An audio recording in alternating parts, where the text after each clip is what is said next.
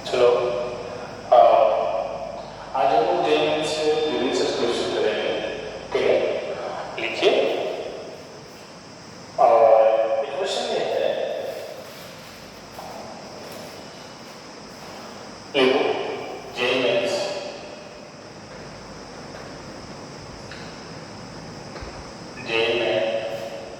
2026 24 जनवरी 24 Jan second shift का question है। Second shift. ओके, क्वेश्चन ये है क्वेश्चन क्या है, find the sum of all element in the range of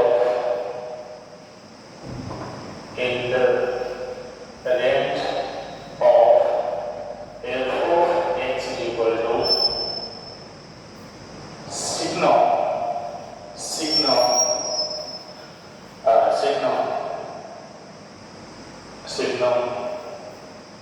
यहाँ पे है sin x, फिर sigma, फिर cos x, फिर sigma tan x, फिर sigma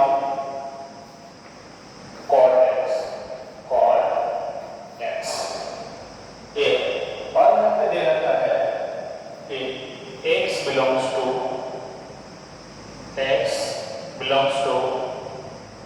n pi by 2, x not belongs to pi by 2, and x belongs to integer where sigma and t is equal to 1, t greater than 0 and -1, t less than 0। ये आपसे question को पूछ रहा है। ठीक है, तो देखो इसको कैसे सॉल्व करें। तो यहाँ पे आपको बोला find the sum of the all element in the range of signum function sin x, cos x, tan x, cot x। Okay, और बोलता है कि सिग्नम t का वैल्यू 0 से लेकर ग्रेटर होगा तो हमको 1 यूज करना है, t का वैल्यू लेस देन 0 होगा तो -1 यूज करना है। तो देखो सबसे पहले इसको हम कैसे सॉल्व करेंगे। एक बात बता रहा, हम लोग को sin x का जो रेंज होता है वो -1 से 1 होता है, cos x का जो रेंज होता है वो भी -1 से 1 होता है, tan x का रियल नंबर, cot x का रियल नंबर। तो एक काम करो, हम लोग इसको एक पूरी फंक्शन का हम लोग क्या कर लेंगे कि इसकी पीरियड निकाल लेंगे। पूरी फंक्शन का ये जो फंक्शन दे रखा है ना, इस पूरे फंक्शन का हम लोग पीरियोडिक फंक्शन निकालेंगे, पीरियड निकालेंगे। देखो पीरियड कैसे निकालेंगे समझना, ये sin x समझना, sin x का जो पीरियड होता है वो होता है 2 बात समझ में। इसी तरह से cos x का जो पीरियड होता है वो भी होता है 2। ठीक है, समझ में आएगा। अब यहाँ पे समझना tan x का जो पीरियड होता है वो होता है पाई, और cot x का जो पीरियड होता है वो भी होता है पाई। तो ये जो फंक्शन बना है वो ओवरऑल हम लोग को पीरियड चाहिए, पूरी फंक्शन का हम लोग को पीरियड चाहिए, पीरियोडिक फंक्शन चाहिए। तो कैसे करेंगे, आपको क्या करना होगा कि ये सभी का एलसीएम लेना होगा। क्या करना होगा, एलसीएम लेना। इसके जो एलसीएम आएंगे वो पूरी पीरियोडिक फंक्शन का पीरियड होगा। तो हम कह सकते हैं कि 2 पाई का ये सब का जो एलसीएम होगा वो कितना होगा, 2 पाई होगा। कितना होगा, 2 पाई होगा। तो इस पूरी फंक्शन का पीरियड कितना हो गया, 2 पाई। अब हम लोग चेक करेंगे बारी बारी से। देखो एक चीज और समझना कि सिग्नम फंक्शन, देखो सिग्नम फंक्शन, सिग्नम फंक्शन का जो रेंज होता है वो कौन होता है? -1, 0 और 1 होता है। लेकिन यहाँ पे आपको बोला है कि 0 को कंसीडर नहीं करना, ये वाली पार्ट को कंसीडर नहीं करना, क्या लेना है? -1 और 1। तो आप क्या करो कि 0 से 2 पाई के बीच सभी का साइन टेस्ट कर दो। क्या कर दो? साइन टेस्ट कर दो। देखो आपको मैं एक जेई का ट्रिक बता रहा हूं, है ना? ये ट्रिक आपको जेई के मैथ्स कैलकुलेशन में मैथ्स और एडवांस यूज करना है। क्या करना है? ये पूरी फंक्शन को क्या कर दो कि आप उसको पीरियड को साइन को चेंज कर, साइन को टेस्ट कर दो। जैसे ऐसा देखो क्या करना है आपको कि एक डायग्राम बनाना है। देखो ठीक है, इस पूरी फंक्शन का आपको साइन को टेस्ट कर दो। क्या होता है? 0 से 2 पाई के बीच ये सभी फंक्शन को चेक करो, ये नेगेटिव है या पॉजिटिव है। ओके, समझना। देखो एक ट्रिक है STC, ASTC, all trigonometric function, sine function, tangent function, cosine function. Okay देखो फर्स्ट क्वाड्रेंट क्या है? 0 से पाई। यहाँ पे क्या होगा? 0 से पाई। देखो यहाँ पे h बिलोंग्स टू 0 से पाई, ठीक है? ओके समझना, 0 से पाई में साइन क्या होता है? पॉजिटिव। कॉस क्या होता है? पॉजिटिव। टेन क्या होता है? पॉजिटिव। कॉट क्या होता है? पॉजिटिव। 0 से पाई के बीच sine, cos, tan, sec, cosec all are positive. Okay तो देखो ये जो पॉजिटिव है तो सिग्नम या t जब पॉजिटिव है तो सिग्नम का वैल्यू कितना रखना है? 1। तो इसकी वैल्यू कितना हो जाएगी हमारे पास? 1 प्लस 0 से 90 के बीच सिग्नम cos x का वैल्यू कितना हो जाएगा? 1। तो इसकी वैल्यू 1 हो जाएगा। सिग्नम tan x 0 से 90 के बीच tan x का वैल्यू कितना हो जाएगा? 1। फिर सिग्नम cot x का वैल्यू भी 0 से 90 के बीच कितना हो जाएगा? 1। तो ओवरऑल इसके जो रेंज कितने हो जाएंगे 0 से 90 के बीच? 1 plus 1 plus 1 is equal to 4। बात समझ में आया? अब आपको क्या करना है कि x बिलोंग्स टू 0 से पाई बाई 2। अब यहाँ जैसे पाई बाई 2 से पाई, पाई बाई 2 से पाई, सेकेंड क्वाड्रेंट में पॉजिटिव कौन होता है?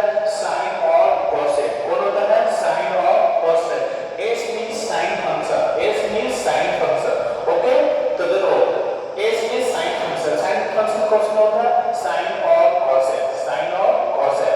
यहाँ पे देखो a साइन इसकी वैल्यू प्लस a से प्लस क्या होगा? a प्लस का होगा।